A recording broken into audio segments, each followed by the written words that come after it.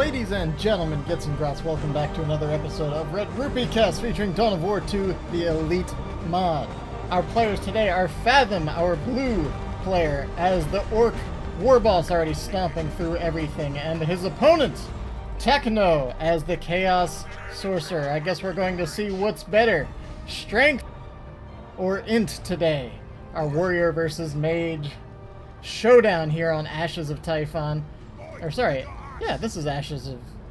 Man, I'm getting my stuff all mixed up. I convinced myself that wasn't the match title, but we're good to go. We're fine. We got Ork Sluggers on the field along with some shooters. We have 2 Heretics and a Chaos Space Marine coming out onto the field. Chaos Sorcerer has a lot of AoE options. We got Dark Flames, Doombolts, all that kind of thing, so it's pretty effective against these squishier Ork squads. Siege Worship as well. I'm assuming we'll see probably a second squad of shooter boys and knobs on those to help spot that sneaky Siege Worship. Oh man, and the Sorcerer's not even going for the center VP, already looking for a fight, maybe looking to find some capping squads to Doombolt under the veil of Siege Worship. Of course, the Heretics do let out that audio cue, so you should have an idea that something is lying in wait for you. The Doombolts come down, the first volley hits, takes the Orks down to about half health. That'll actually make it really easy for the Chaos Sorcerer to start bleeding models. You can see 1 or 2 swings. Yeah, 1 swing on retreat will kill a Ork Slugger. And what is Fathom waiting for? He went straight for 2 gens. Is he going out of the gate straight into Storm Boys or something along those lines, perhaps? I'm not sure.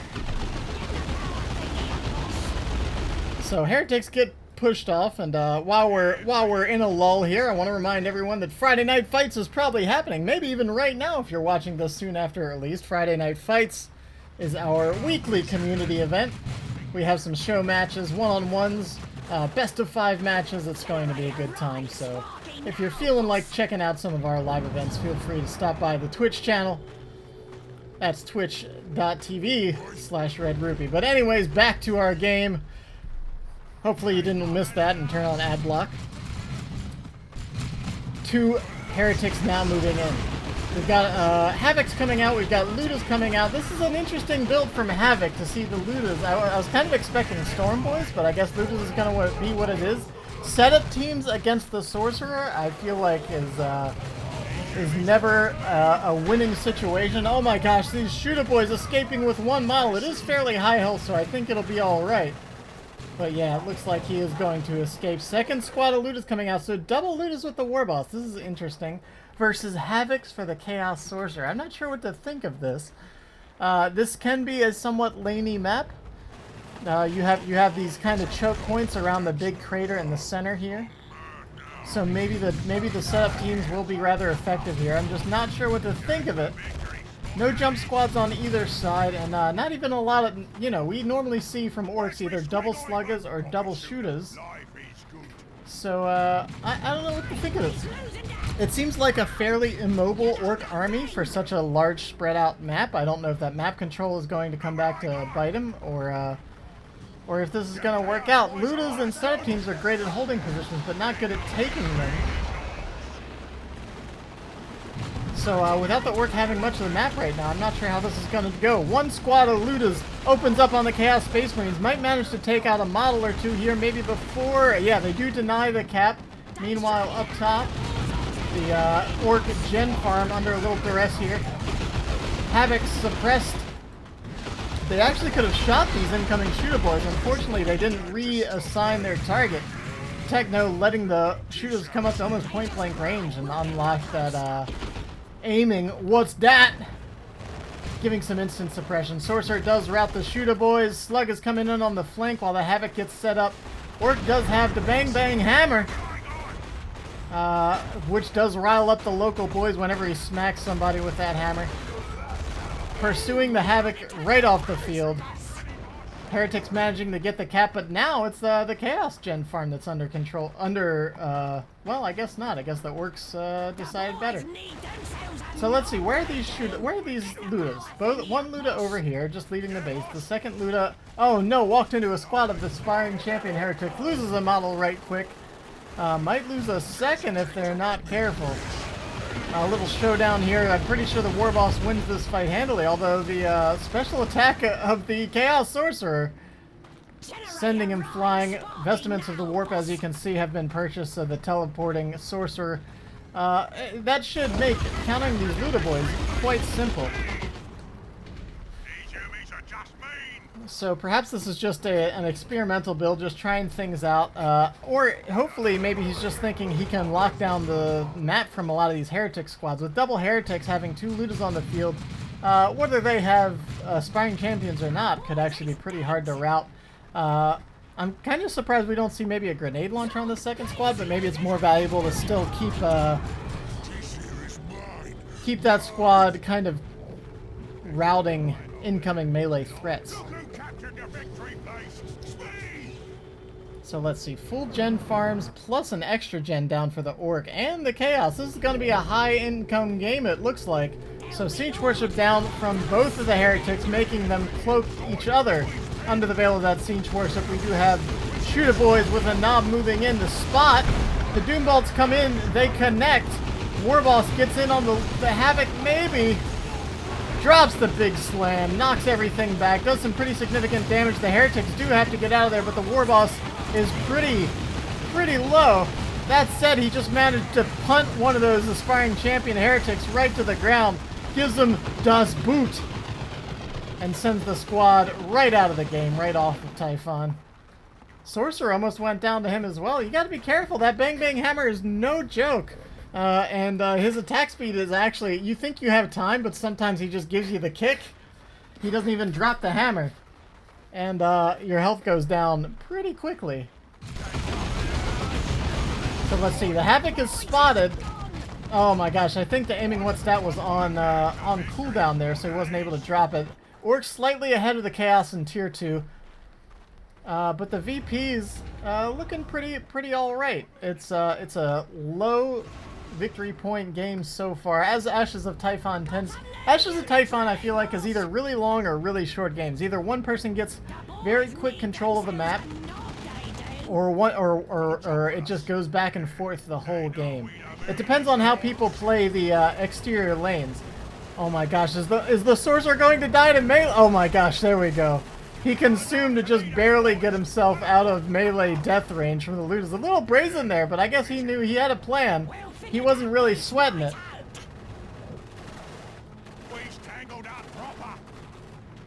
Okay, so we've got a Death Dread and a Chaos Dreadnought. So straight up one-on-one, the Chaos Dreadnought will win that fight, but we have things like supporting Slugganobs. Of course, the Warboss himself could do some anti-vehicle damage. The Beamy Lootas are a potential as well. So the vehicle play in tier 2 as we head into this this Walker stage of the game.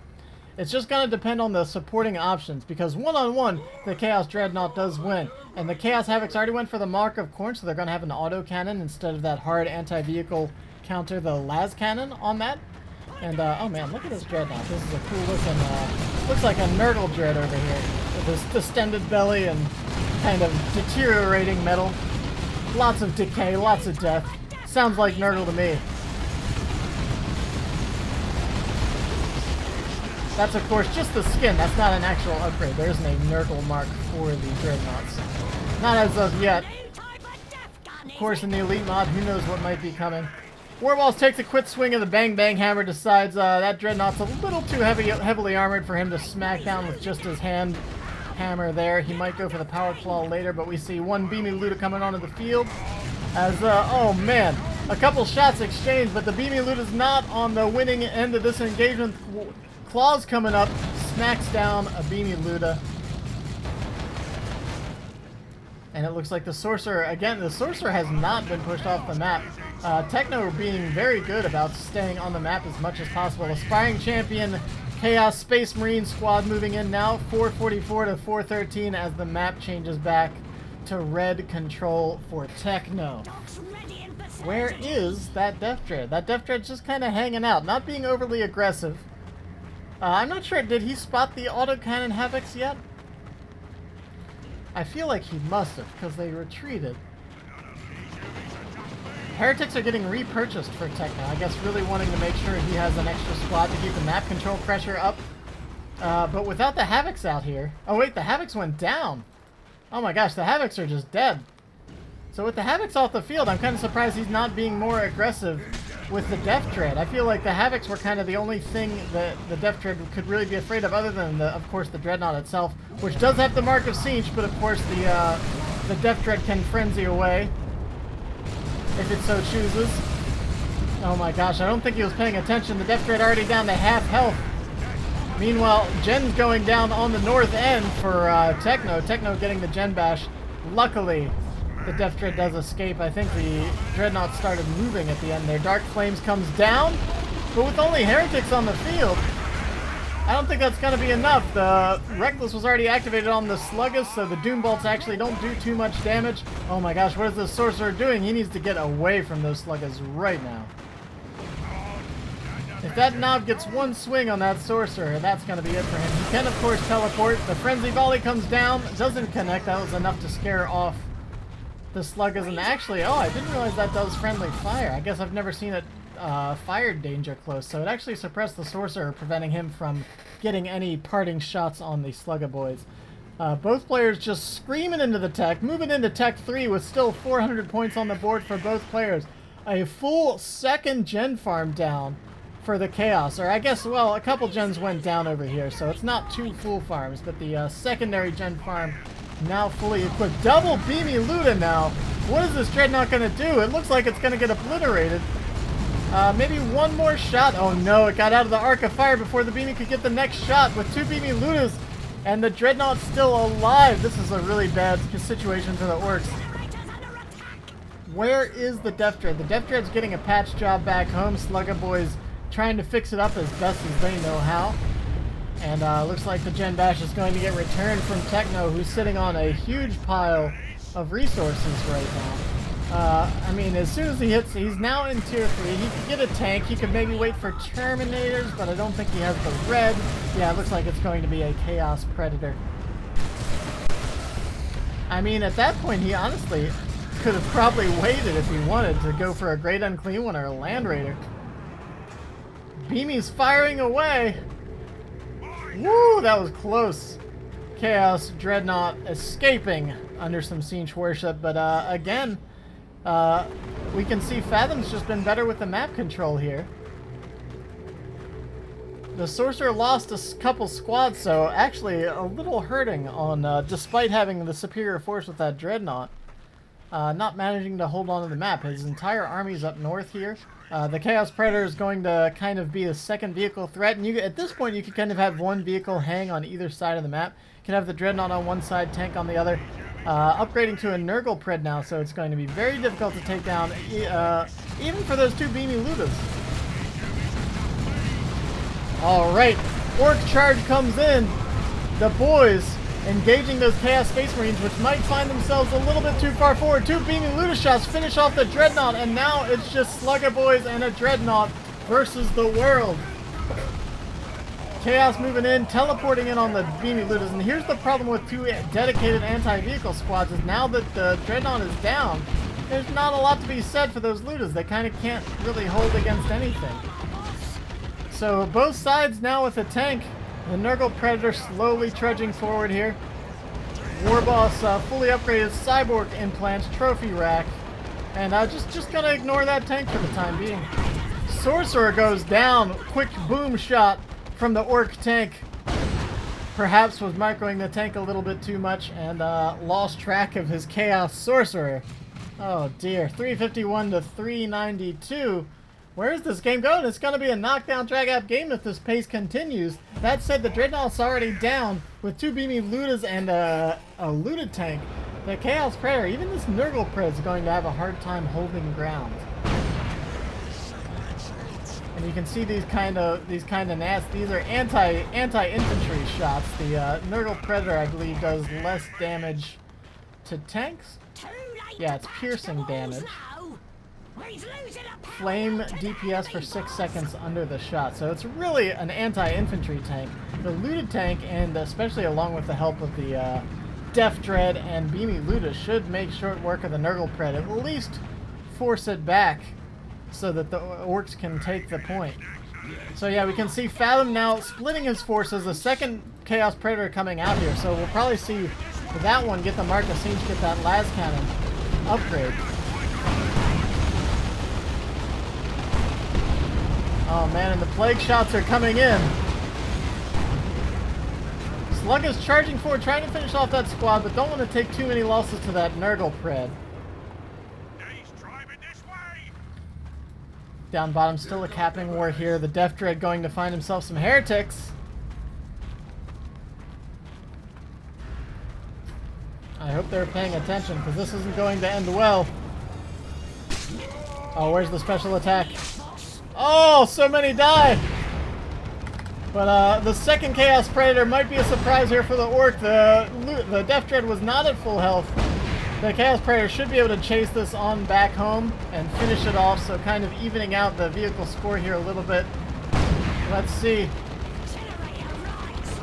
He's going to sacrifice the Death Dread so that the Predator can go down to the looted perhaps. The looted needs to be moving forward and making sure it can take an advantageous position, chase this thing back home. The Nurgle Predator now on the flank. It barely does anything to the opposing tank though. The two beamies are getting set up as well. Warboss and Chase at least threatening. He's not even upgrading to the Warclaw, but you can't risk that situation if you're in this position. The two beamies are doing crazy damage to that Nurgle Pred. It does escape under some siege worship, though no longer spottable by the Orc army. Did he think that maybe he upgraded to the Claw? He's now upgraded to the Claw. Okay, there it goes. But he's in range mode. He's not actually poking the tank. Oh my gosh, he was just shooting his custom shooter there. A little bit of an oops from Fathom, but he still has plenty of time to bring this back. With two Chaos Predators versus two beamies and a looted tank, I still think that favors the Orc, especially considering one of those Preds is a Nurgle Pred. So, oh man, tank busters too? I feel like that might be too much. That might be a little too much dedicated anti-vehicle. Maybe commandos or something like that. I feel like I would prefer. 315. I mean, we'll have to see what he decides to do with these. But he has two beamy looters and a tank. I feel like going for more dedicated anti-vehicle is going to make his army too one-dimensional. If the Sorcerer hangs out long enough to get some Terminators onto the field, this army is going to be in a lot of trouble. I guess the beamies do not insignificant damage to the Terminators, but I'm not sure what to figure here. All right, tank busters are here. The Chaos Predator in a lot of trouble if it stays in this fight. Sorcerer drops. The barrage hits. One Predator goes down. The second Predator in a bit of trouble as well. Did a lot of good damage to the looters, but now there's a Warboss that's pretty angry, charging forward along with a looted tank. Corn worship happening over here. Sorry, Corn Marines over here, hacking up some shooter boys along with a summoning circle, bringing in some demons and bloodletters from the far ends of the warp to finish off that engagement. 283 to 323. Warboss over here trying to do something. If that cyborg big stomp goes down, oh my gosh, look at that, knocking heretics every which way. The Warboss, man, I think he should finish off those heretics.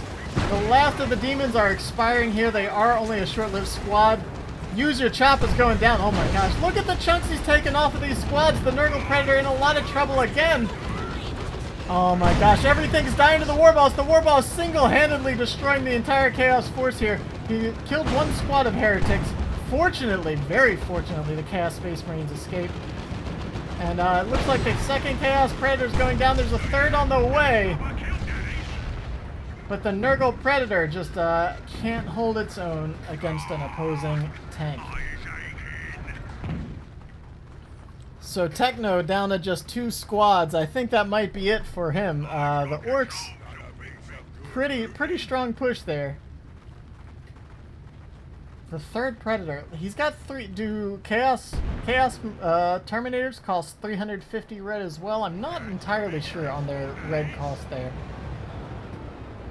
But with 300 red, he might have been just short of calling in some Terminators. So decides to go for the Mark of Corn this time. Oh no, it's upgrading while under. Oh no! Oh, and that's why you don't upgrade your Pred on the field. Oh dear, so while doing its worship, the Chaos Predator is executed by some tank buses, and I think that might be just about it for this game. Second looted tank's coming onto the field, but I think Techno might be down and out this time around. That's a shame. I was interested to see the corn pred, actually. That's not the las cannon pred, right? That's a different predator. That's speed and fire rate. I'm out of touch with my predator mic, so I feel like all I ever see is Sinch with the las cannon. Beamy Loot is setting up just as an intimidation tactic against these heretics. Oh my gosh. Oh, it's brutal. Do they go down? Does it get a parting shot? The Predator wants the shot so bad. He's not going to get it. But he doesn't even need it. There's just nothing on the field for Techno. Chaos Havoc's coming out here now, but to what end, I'm not really sure. Looted tank moving forward, but unfortunately, I think it's all said and done. Fathom's game here. Oh my gosh, Techno going for the mark of corn, so brazen. Hasn't he learned from Techno, or sorry, hasn't he learned from Fathom that you need a lot of dedicated anti-vehicle? Fathom has 2 beamy lootas and a tank buster squad along with 2 tanks. And Techno's answer to 2 tanks is just a Mark of Corn Havoc squad. Oh dear, that heretic went flying. Another summoning circle comes down. But I think this game might well be over. Yep, and there's the GG. It looks like that's going to be it for this match.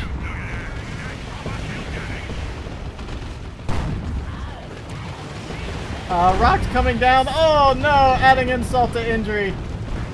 Just in case everything wasn't terrible enough. And that's going to be the game.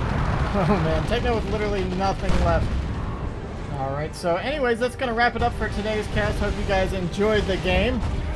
Ash is a Typhon. Man, I expected that Fathom might have gone too hard on anti-vehicle, but then 3 Chaos Predators came in and went down just as fast. So a quick win there for Fathom. Better luck next time, Techno. Hope you guys enjoyed the cast. Feel free to like, comment, subscribe, all that stuff. Follow me on the social media if you're so inclined to keep up with updates on new videos, live streams, and events. That's it for me. Thanks for hanging out. This is Red-Rupee. I'll catch you guys next time.